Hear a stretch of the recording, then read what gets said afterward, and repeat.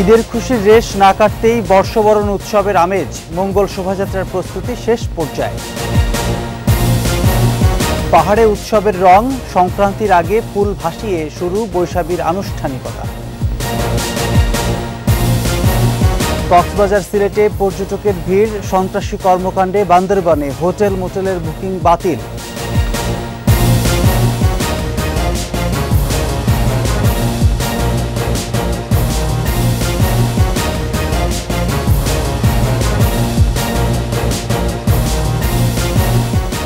ঈদ মোবারক।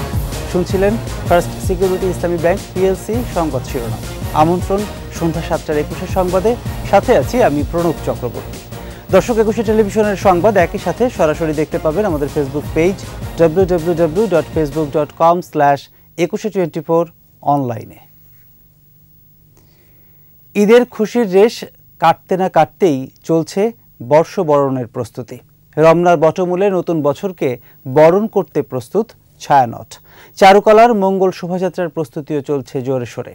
শনিবার রাতের মধ্যেই সব কাজ শেষ হবে বলে জানিয়েছেন আয়োজকরা। মেহেদী হাসানের রিপোর্ট। বাঙালির চিরায়ত উৎসব বর্ষবরণ, বাকি মাত্র দুদিন।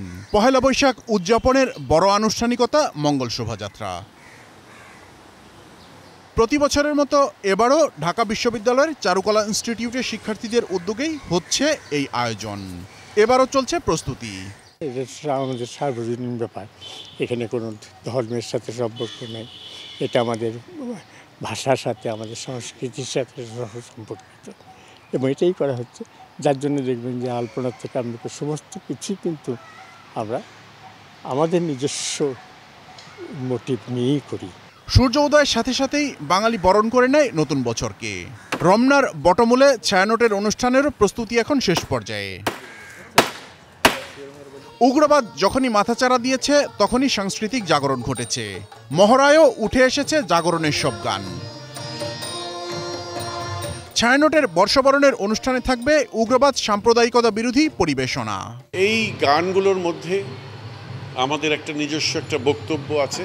সেই বক্তব্যটা এই যে এই দিনে আমরা সকল সম্প্রদায়ের বাঙালিরা একসাথে এক হয়ে আমরা পৃথিবীর কাছে জানিয়ে দেব যে আমরা বাঙালি হিসেবে গর্ববোধ করি।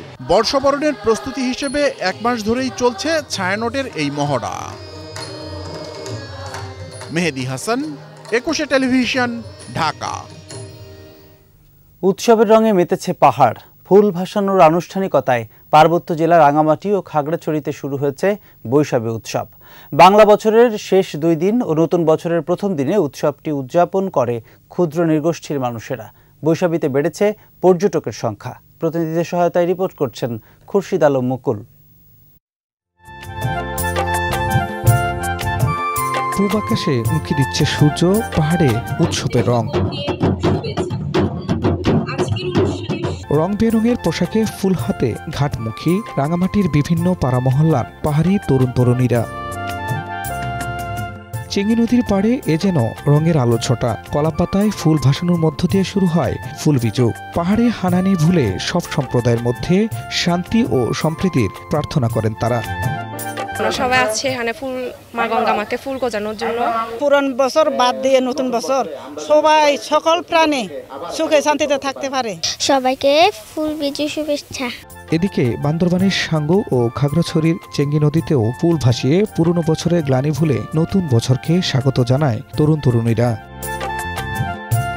কাল চাকমাদের মূল বিজু, ত্রিপুরাদের ফুল বিজু আর মারমাদের সাংগ্রাই উৎসব। পানিতে ফুল ভাসানোর মধ্য দিয়ে শুরু হওয়া বৈশাখীর এই উৎসব শেষ হবে মারমা সম্প্রদায়ের ঝলকেলিতে।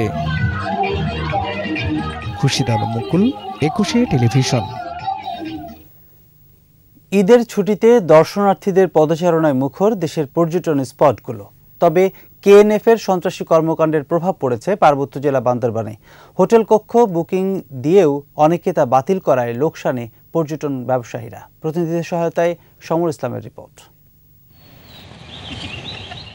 ঈদে পর্যটকদের ঢল নেমেছে প্রকৃতিকন্যা সিলেটে। ঘুরে বেড়াচ্ছেন পর্যটন স্পট জাফলং, সাদা পাথর, বিছনাকান্দি, রাতারগোল, লালাখাল সহ বেশ কয়েকটি কেন্দ্রে। সুন্দর জায়গা, তো বর্ষাকালের জায়গাটা আরো বেশি সুন্দর হয়।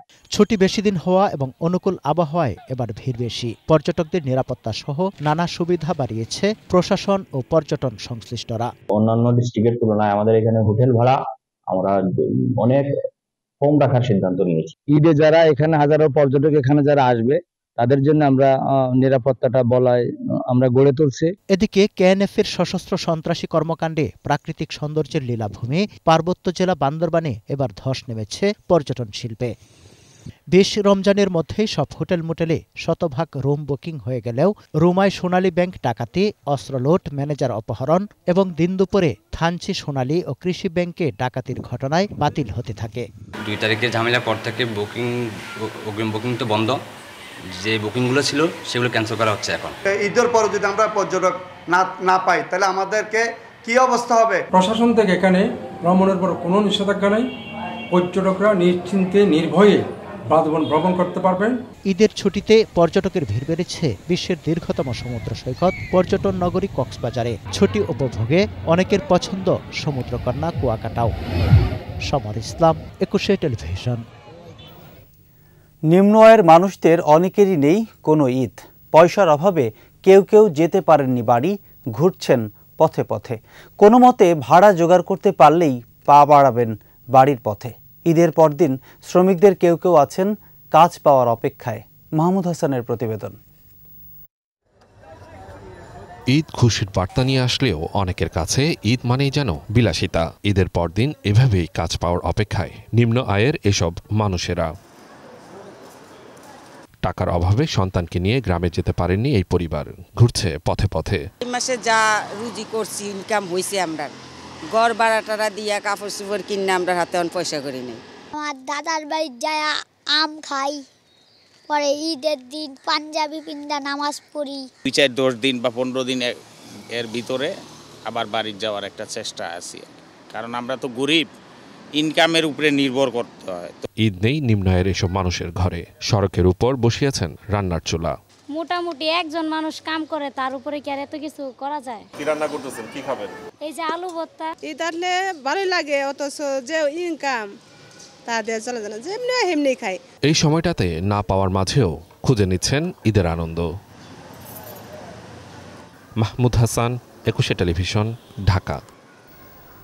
নিচ্ছি সংবাদ বিরতি। যখন ফিরছি তখন অন্যান্য খবরের সঙ্গে আরও থাকবে। গাজায় ইসরায়েলি বর্বরতা থেকে বাদ যাচ্ছে না শরণার্থী শিবিরও। ২৪ ঘন্টায় ৬৩ ফিলিস্তিনিকে হত্যা।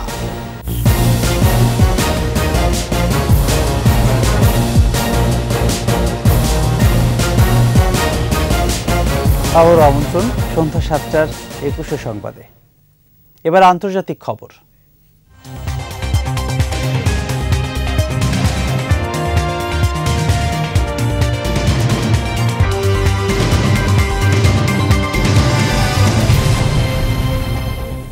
গাজায় হামলায় তীব্রতা বাড়িয়েছে দখলদার ইসরায়েল। ২৪ ঘন্টায় ৬৩ ফিলিস্তিনিকে হত্যা করেছে দখলদার বাহিনী।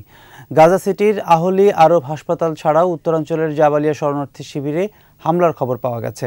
এছাড়া নুসেরাত শরণার্থী শিবিরের একটি স্কুলে হামলা চালানো হয়েছে। এদিকে কয়েক মাসের ইসরায়েলি আগ্রাসনে সদ্য সেনা প্রত্যাহার করা খান ইউনিসের চিকিৎসা ব্যবস্থা পুরোপুরি ধ্বংস হয়ে গেছে বলে জানিয়েছে বিশ্ব স্বাস্থ্য সংস্থা। প্রথম মার্কিন কর্মকর্তা হিসেবে গাজায় দুর্ভিক্ষের কথা স্বীকার করেছেন ইউএস এজেন্সি ফর ইন্টারন্যাশনাল ডেভেলপমেন্টের প্রধান সামান্তা পাওয়ার।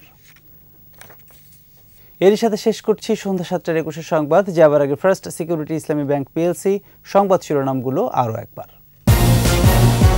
ঈদের খুশির রেশ না কাটতেই বর্ষবরণ উৎসবের আমেজ। মঙ্গল শোভাযাত্রার প্রস্তুতি শেষ পর্যায়ে। পাহাড়ে উৎসবের রং, সংক্রান্তির আগে ফুল ভাসিয়ে শুরু বৈশাখীর আনুষ্ঠানিকতা। কক্সবাজার সিলেটে পর্যটকের ভিড়, সন্ত্রাসী কর্মকাণ্ডে বান্দরবানের হোটেল মোটেলের বুকিং বাতিল।